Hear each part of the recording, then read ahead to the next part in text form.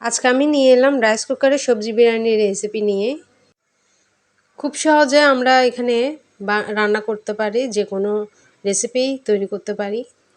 আজকে প্রথমেই আমি রাইস কুকারে সবজি বিরিয়ানি রান্না করে দেখাচ্ছি। এখানে ননস্টিকে এই প্যানটা থাকে। এখন এখানে আমি সয়াবিন তেল দিচ্ছি অল্প পরিমাণ। দেন এখানে আমি সবজি, শীতকালীন সবজি আর সয়াবিন এগুলো আমি সিদ্ধ করে জল ঝরিয়ে রেখেছি। আর সবজির মধ্যে এখানে দিচ্ছি আলু, গাজর, মূলা আর ফুলকপি। এগুলো শীতকালীন সবজি, আপনারা আপনাদের পছন্দের যে কোনো সবজি এখানে দিতে পারেন। দিচ্ছি এখানে হলুদ 1 টেবিল চামচ পরিমাণ, মরিচ 1 টেবিল চামচ, মশলা এখানে 1.5 টেবিল চামচ পরিমাণ আমি দিচ্ছি লবণ। এখন এগুলো একটু ভালো করে আমরা মিশিয়ে নেব।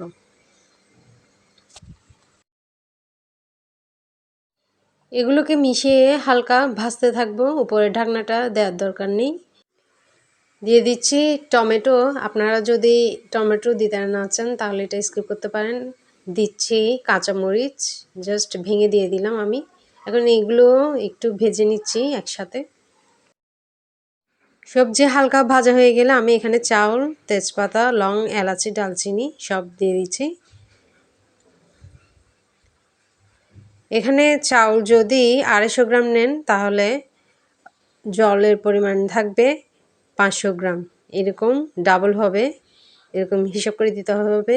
দিলাম অল্প পরিমাণ লবণ এবং চিনি। যেহেতু চাউল দিয়েছি, চাউলের টেস্টের জন্য আমি আগে কোনো লবণ অ্যাড করিনি, যার কারণে একসাথে দিলাম এবং এগুলো ভালো করে মিশিয়ে নিলাম। এবং এখানে দিচ্ছি আমি বাদাম বাটা।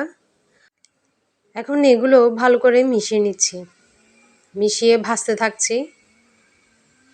এটা অতিরিক্ত কিন্তু চামচ দিয়ে নাড়াচাড়া করা যাবে না, কারণ এতে করে আপনার সবজিগুলো ভেঙে যাওয়ার চান্স থাকবে। দিয়ে দিচ্ছি ঘি দেওয়ার পর একটু ভালো করে এগুলো নাড়িয়ে চাড়িয়ে দেব। দেখবেন তলায় যাতে লেগে না যায়, সেদিকে খেয়াল রাখবেন। দেন এখানে দিয়ে দিচ্ছি জল। চাল যতটুকু পরিমাণ দেবেন, জল এর ডাবল দেবেন, খেয়াল রাখবেন। এখন এটা ভালো করে মিশিয়ে নিতে হবে।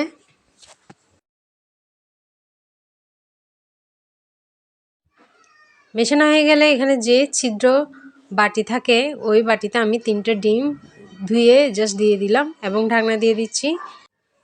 দেন কুক বাটনটা প্রেস করে আমাদের অপেক্ষা করতে হবে।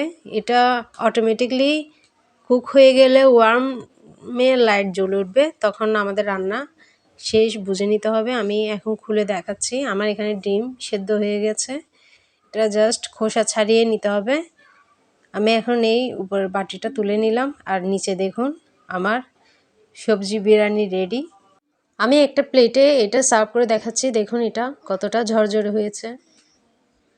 এখানে প্রত্যেকটা রাইসই আপনি গনে গনে নিতে পারবেন, এমনই ঝরঝরে হয়েছে।